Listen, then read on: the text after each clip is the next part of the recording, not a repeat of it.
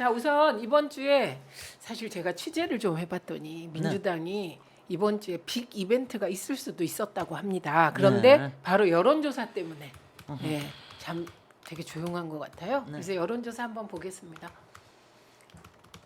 윤석열 대통령 국정수행 평가가 부정평가가 60% 넘었습니다. 긍정평가가 36.8%. 이게 갤럽을 제외하고 갤럽 MBS 제외하고 리얼미터로는 굉장히 낮은 수치예요. 저 흐름 보시면 그렇죠? 여기에서 유선이 조금 일부 반영됐다 그러던데. 이게 97% 대 3%입니다. 네. 지금 굉장히 낮은 수치, 네, 거의 최저치에 육박하는 그런 수치가 나왔고요. 정당 지지도 보시면 민주당이 46.4, 국민의힘이 37.4. 이게 좀 의미가 있는 수치 같아요. 왜냐하면 국민의힘이 전당대회를 했잖아요. 전당대회하고 2주 지났습니다. 근데 컨벤션 효과는커녕 지지율이 폭락했습니다. 어떻게 보세요, 의원님?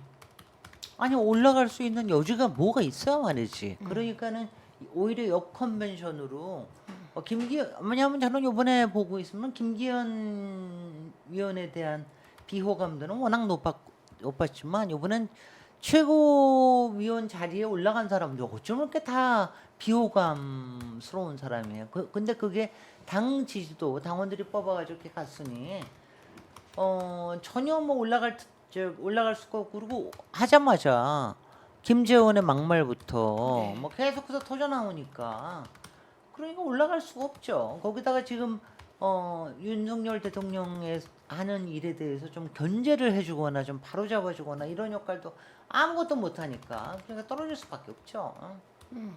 그 민주당 지지율은 46.4% 진짜 대폭 올랐는데요. 이거 어떻게 보셨습니까, 노영희 변호사님? 사실 그 동안에 리얼미터에서 보게 되면 항상 국민의힘이 더 높은 걸로 나오는 걸로 제가 기억을 하고 있었었는데. 꼭 그렇진 않아요.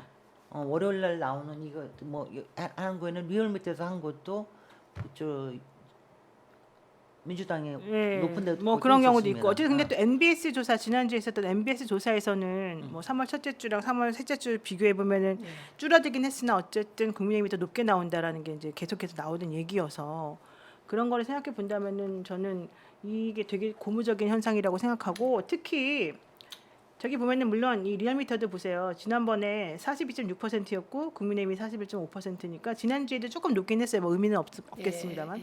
근데 중요한 건 리얼미터는 항상 윤석열 대통령에게 좀 호의적인 그런 퍼센티지나 그 지표로 항상 우리들에게 보여줬던 그런 여론조사였기 때문에 그걸 생각한다면은 사실은 저런 식으로 나온 거는 매우 의미가 크다. 왜냐하면 저건 오차범위 밖에서 안정적으로 이게 차이가 있는 걸로 나왔거든요. 근데 이제 한편으로 생각해 보면 윤 대통령은 본인은 나에게 지지율 1%만 나오더라도 나는 이걸 밀고 나갔을 것이다라고 자신 있게 말하면서 이 일본과의 관계에 대해서 항상 주장을 해왔었잖아요. 근데 그렇게 따지고 보면은 사실 생각보다는 덜 떨어진 거죠. 말하자면 저 퍼센테이지는. 그래서 저는 사실은 더 많이 저와 같은 분노를 가진다면 더 떨어지는 게 맞다고 생각하는데 어쨌든 그래도 저 안에서는 60% 넘게 부정평가가 더 많이 나온 거 이런 걸 보면 앞으로 이제 어떻게 나올지 좀 경향성이 보이지 않을까 생각이 듭니다. 그 오른편 잠깐만요. 오른편에 지금 저희들 저거 보시면 그동안의 정당 지지도의 분포가 쭉 나옵니다. 한동안 민주당이 높다가 국민의힘 전당대회 시작되고 소위 검사 리스크 이재명 대표 죽이기 보도들이 판을 쳤지 않습니까? 그때는 민주당 지지율이 떨어졌다가 엎치락 뒤치락 하다가 이제 국민의힘 경선이 끝나고 대표 경선이 끝나고 난 다음부터 역전되기 시작했습니다. 그래서 실제로 그 표집을 보니까 서브 데이터 보니까 진보 보수의 표집이 거의 똑같더라고요. 그 동안에는 진보 보수 표집에서 보수가 훨씬 많았거든요. 과표집 됐었는데 그러니까 결국은 이게 어느 지지자들이 기가사냐, 어느 지지자들이 여론조사에 적극적으로 응답하냐. 활성화된 정도에 따라서 제가 보니까 거의 5% 내지 7% 차이가 나는 것 같습니다.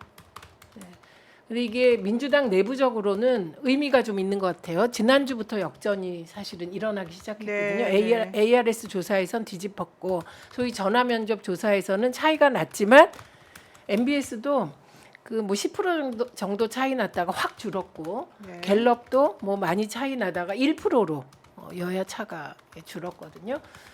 그래서 사실은 이재명 대표를 향한 비명계의 흔들기가 이번 주에 격심할 것으로 예상됐는데 여론 지표가 반전되면서 이재명 대표 입장에서는 사실은 리더십의 동력을 다시 좀 회복한 그런 지난주였고 이번 주에도 그 추세가 이어지는 것 이어질 것 같습니다. 같습니다. 그리고 그 과정에서 428억은 추가 사라졌어요. 기소해서 예, 못한대요. 왜냐하면 증거가 없대요. 글쎄요. 증거가 없어도 지난 10달 동안 그렇게 들고 흔들었으니. 그러니까 유동규가 그렇게 뻔뻔도 난리를 해. 쳐도 결국 안 되나 봐요. 그러니까 김만배 씨가 끄덕없다면서요. 김만배 씨가 알고 있는 것도 많겠지만은 본인이 내뱉은 말 중에 그동안에 달라진 게 사실은 하나도 없었어요. 그 예전에 녹취록 나왔을 초창기부터 지금까지 몇 년이 흘렀지 않습니까? 근데 다른 사람은 말이 계속 왔다 갔다 했는데 김만배 씨는 말을 왔다 갔다 한 적이 없어요. 그래서 그 사람 말을 사실은 더 신뢰하는 부분이 좀 있어요. 게다가 김만배 씨를 제외한 나머지 사람들이 김만배에 대해서 한 말은 전부 다 김만배가 이렇게 말했다더라, 이렇게 들었다더라 이런 말인 거잖아요. 근데 실제 그 말을 했다는 그 사람이 전부 다 부정하고 있기 때문에 그걸 기소할 수는 없는 거죠. 예, 그래서 이번 주 여론조사의 흐름, 네, 이게 뭐 여론조사 이번 흐름이 국민 민심에 다가가는 거겠죠. 점점 그 격차가 준다고 봅니다.